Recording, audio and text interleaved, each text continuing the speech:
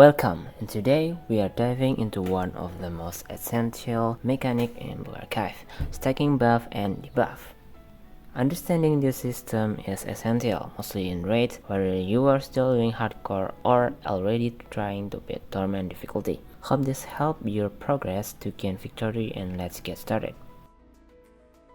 First, buffs are positive effects that enhance your student abilities. These abilities isn't only limited to offensive, such as attack or crit damage buff, but also defensive ones, such as defense, evasion buff, and we will also include cost recovery, which is shown in-game with a red colored icon above your student. Debuff, the other hand, weaken enemies by reducing their stat by imposing status condition, like defense down or critical rate down, which actually includes such as DOT or damage over time, such as chill or burn. This shown in-game with blue colored icon. It's pretty simple, but some of you might don't know that not all buff or debuff can actually stack.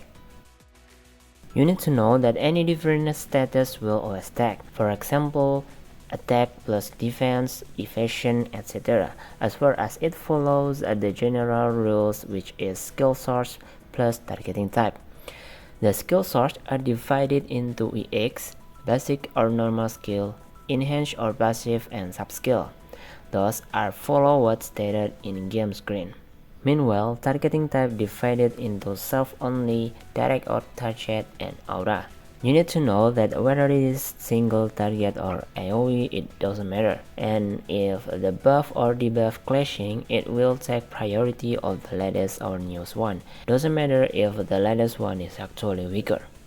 Next, let's explain each of those targeting types. Quick explanation for self-only is any type of buff or debuff that comes from student and applied to only themselves, not to other students. For easy example, we know that Izuna EX skill only buff themselves. Direct or target type are simply those type of buff or debuff that give other, whether it's include or exclude themselves, or whether you can select the targeted area or only certain of themselves. This type of buff or debuff will remain after application, which means when the caster dies, the buff won't disappear. Students with this type of buff, for example, is Resako, Kotama, and Himari. And for debuffer, there is Akane, Mine, and Noa. Aura is type of buff or debuff that remain in certain area it takes application. This type of buff can be either surround themselves or only in small area they throw the skill at, which means if someone outside the range, they will be unbuffed again.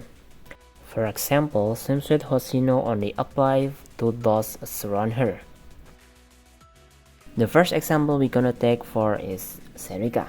Serika EX is a self-only attack buffing skill, which you can stack it with other attack buffing skills such as Himari EX target type. If you use Kotama EX afterward, it will replace Himari EX skill because both listed as EX and target.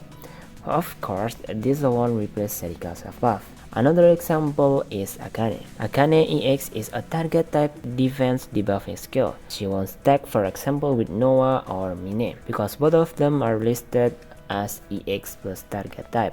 But if you wonder why someone used Maki Akane in same team, it is because you forgot that Maki's death down is come from basic, which means Maki Akane death down or Maki Noah death down will always stack.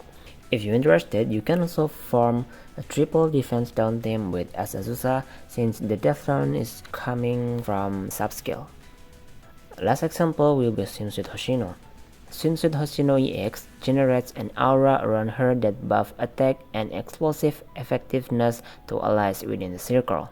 Because this is an aura, it means you can still buff someone with a target type attack. This is also why you see someone use Himari and Hoshino to buff, for example, Wakamo, despite of both buffing from EX and has same attack stats buff.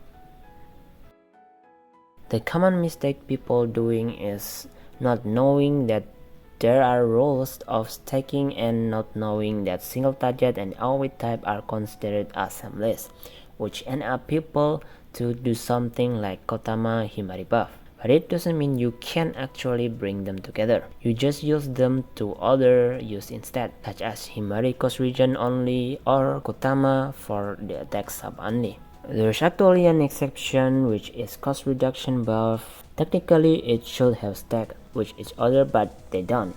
This is more than likely a limitation of the cost reduction mechanic in the game and ended up overrating each other instead. So that's conclude the video. Hope you understand the video. Please leave any comment that include feedback or any suggestions since this is my first video. If this help, I might make other similar guide in future, or not, then I will make something else. Thanks for watching. Hope you're not getting bored.